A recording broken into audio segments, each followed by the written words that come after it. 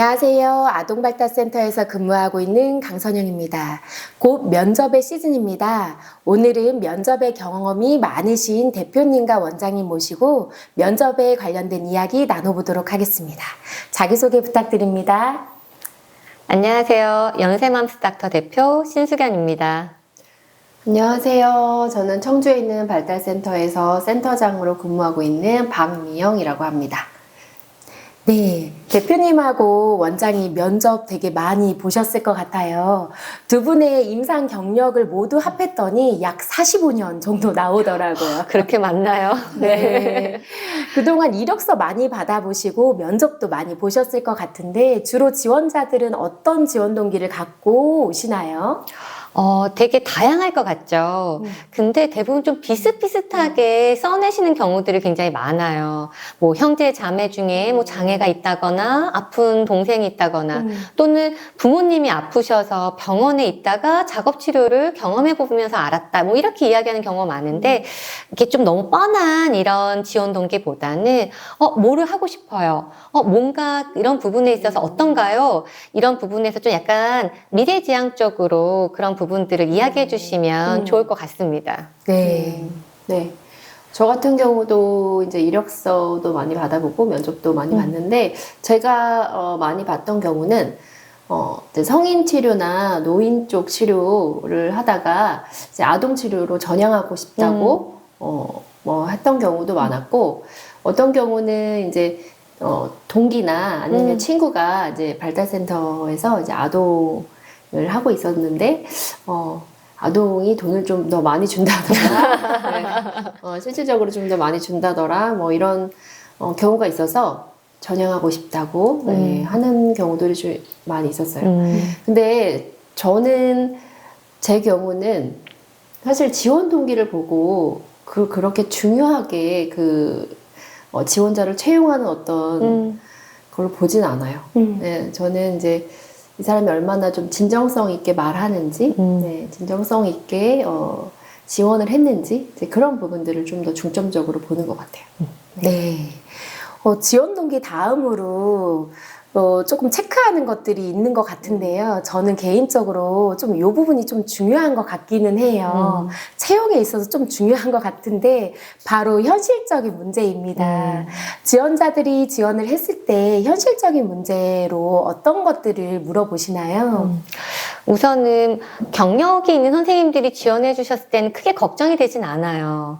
근데 경력이 없는 이제 신입 선생님들이 사실 지원해 주시게 되면 좀 여러 가지가 걱정이 되는 부분들이 있는데 그 중에서 하나가 우선은 어느 정도 세션이 찰 때까지는 사실 급여가 좀 불안정해질 수 있거나 좀 생각했던 것보다 좀 적을 수 있잖아요.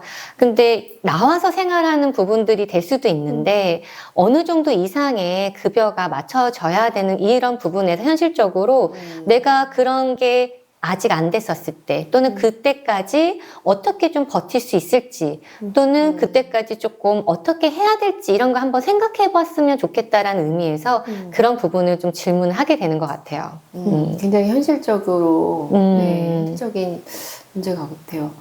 저 같은 경우는 이제 만약에 채용해서 바로 업무에 이제 투입하게 되면 사실 가장 현실적인 게 이제 출퇴근 문제인 것 같아요. 그래서 저는 네, 만약에 근무하게 된다면 뭐 이 근처에 집을 얻을 건지 아니면 본가에서 다닐 건지 네, 아니면 버스 타고 다닐 건지 차를 끌고 다닐 건지 이런 부분들이 사실 근무를 오래 이렇게 지속하는데 좀 영향이 있더라고요. 네, 맞아요. 그래서 네. 왜냐면 여기에 계속 근무를 이제 해야 되잖아요. 하게끔 하는 어떤 걸로 그걸 많이 물어보게 되는 것 같아요. 네. 면접이라는 짧은 시간 안에 우리 기관에서 원하는 인재상인지를 파악하는 거는 좀 어려울 수도 있잖아요. 근데 최대한 그걸 파악하기 위해서 우리가 문제 해결력을 볼 수 있는 어떤 질문들을 조금 하는 것 같아요. 주로 어떤 질문들을 하시나요? 우선은 저희 기관의 특성상 뭐 여러 영역과 선생님들이 있다 보니까 사실 좀 되게 여러 가지 갈등 상황이라던가 예기치 못한 그런 상황들이 생길 수 있어요. 근데 그 중에서 조금 되게 어려운 부분들이 뭐냐면 이제 한 어머님이 여러 영역의 수업을 듣고 있잖아요. 뭐 언어, 감통, 심리, 체육 되게 여러 영역을 듣게 되는데 그때 이제 어머님들이 어떤 게 더 중요해요? 어떤 걸 더 우선해야 돼요? 또는 어떤 걸 좀 줄여야 될까요? 뭐 이렇게 물어보시는 경우들이 사실 있어요. 근데 그렇게 했을 때 사실은 어떻게 이야기하느냐에 따라서 갈등이 될 수도 있고 문제가 생길 수도 있거든요. 그래서 그런 경우들 어떻게 할 수 있을지 또는 어머님이나 동료들 또는 다른 선생님들한테 어떻게 이야기할지 이런 것들을 한번 생각해 보라는 의미에서 그런 것들 좀 질문을 하게 되는 것 같아요. 네, 저도 대표님하고 같은 뭐 비슷한 맥락인데 보통 이제 센터들은 여러 영역의 선생님들이 같이 일을 하잖아요. 그럴 경우에는 선생님들 간에 어떤 이제 아이에 대한 목표나 중재하는 방법에 있어서 논의하다 보면 갈등이 생길 수도 있고 맞아요. 그렇거든요. 그래서 만약에 선생님들과 갈등 상황이 빚어졌을 때 혹시 어떻게 대처를 할 계획인지 할 수 있을까요? 뭐 이런 것들도 물어보고 또 하나는 저 같은 경우는 여기 센터에 저 같은 경우는 감각통합을 하고 있기 때문에 감각통합이 이제 뭐라고 생각하는지 네, 감각통합에 대해서 조금 알고 있는지 이런 부분에 대해서도 한번 물어봅니다. 네. 맞아요. 되게 중요해요. 네, 왜냐하면 그런 이제 일을 하기 위해서 여기 오는 거기 때문에 조금 준비를 했는지 생각을 해보고 왔는지 네, 이런 것들을 좀 확인하는 것 같아요. 네. 이런 문제 해결력을 물어보는 것들 중에서는 사실 답이 정해져 있는 게 없잖아요. 맞아요. 없어요. 그렇죠. 그걸 답변하는 과정에서 지원자의 생각이 조금 궁금한 거죠. 그렇죠. 네. 그래서 그런 것들을 그냥 긴장하지 않고 자기가 원래 그냥 평소에 생각했던 것들 미흡하지만 이렇게 생각합니다. 이렇게 말하면은 되게 좋을 것 같아요. 똑같은 질문이 나오는 건 아닐 수도 있으니까 어느 정도 맥락에서 생각했던 것들 좀 유연하게 대답해도 좋겠죠. 저희가 면접이 마무리될 때 약간 의례적으로 하는 질문들이 있잖아요. 혹시 궁금한 거 있으세요? 뭐 지금 물어보세요. 약간 이렇게 물어보면 이제 면접은 끝났습니다라는 어떤 메시지를 주고 오려고도 하잖아요. 네. 이럴 때 지원자들이 대부분 어떤 거 물어보나요? 대부분보다 약간 좀 당황했었던 경우가 있었는데 돈을 이제 물어보는 경우들이 좀 있어요. 월급 얼마예요? 근데 되게 중요한 부분이긴 그거 제일 하죠. 중요한 거죠. 네, 그게 이거 제일 중요한 체크하긴 해야 되죠. 그럼 정말 중요하긴 한데 네. 너무 처음부터 끝까지 돈으로 시작해서 돈으로 끝나면 좀 되게 좋아 보이진 않더라고요. 그래서 그런 거보다는 저는 이 정도까지 되기 위해서는 어떻게 해야 될까요? 좀 뭐를 준비하면 좋을까요? 좀 어떻게 하면 좀 빨리 이런 부분들을 할 수 있을까? 약간 그런 열정과 그런 미래지향적인 부분에서의 질문을 해주신다고 한다면 좀 훨씬 더 좋아 보이지 않을까 생각이 좀 들어요. 맞아요. 맞아요. 월급은 중요합니다. 물어봐야 되는 게 당연한데, 제가 느꼈을 때도, 근데 이제 너무 처음부터 끝까지 뭔가 포커스가 그 돈이라는 어떤 맞아요. 네, 이제 질문을 하면 조금 저도 그 면접에서는 좀 감점이 있는 것 같아요. 제가 봤을 때도. 그리고 또 하나는 이제 뭐 질문, 뭐 궁금한 거 있으세요? 물어봤을 때, 아니요, 없는데요. 네, 없습니다. 이렇게 얘기하면 그것도 또한 우리 기관에 관심이 없나? 일을 하고 싶지 않은가? 근데 이런 생각도 들게 되는 것 같아요. 맞아요. 그렇게 네. 보여요. 네, 그래서 조금 질문이 없어도 한 번쯤은 내가 어떤 질문을 할까 한번 생각해보는 오는 것도 네 좋을 것 같습니다. 또 이렇게 마지막 질문에서 만약에 없다면 우리 대표님 말씀하신 것처럼 열정과 어떤 미래 지향적으로 저는 앞으로 어떻게 하고 싶습니다. 꼭 뽑아주세요. 이렇게 말한다면 조금 더 채용의 어떤 긍정적인 요인으로 맞아요. 보일 수 있을 것 같습니다. 정말 적극적으로 뭔가 하고 싶다고 하는 그런 게 보이잖아요. 네. 저희가 대화를 통해서 면접을 진행하기는 하지만 사실 면접관들이 대화를 통해서 보는 것은 또 따로 있죠.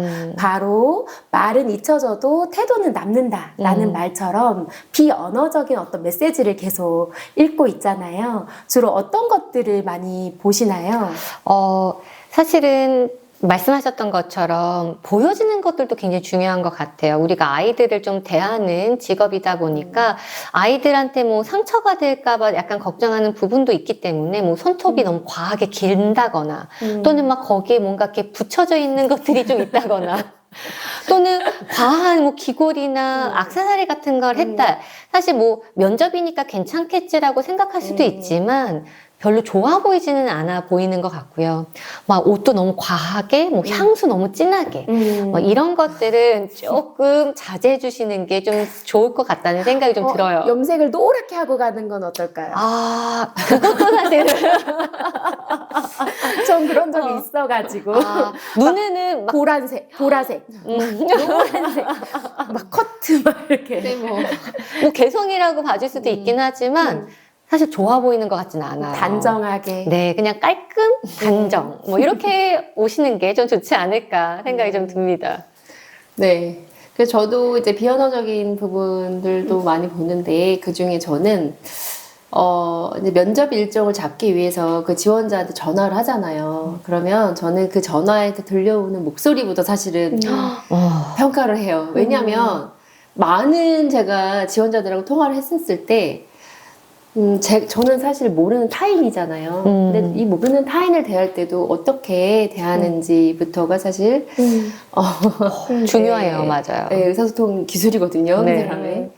그래서 그 부분도 보고요. 그 다음에 이제 면접 보러 왔을 때 대기실에서 기다릴 때 어떻게 기다리는지, 그래서 뭐 관심 없이 게임을 계속 하고 있다거나 뭐 이런 경우도 있었고.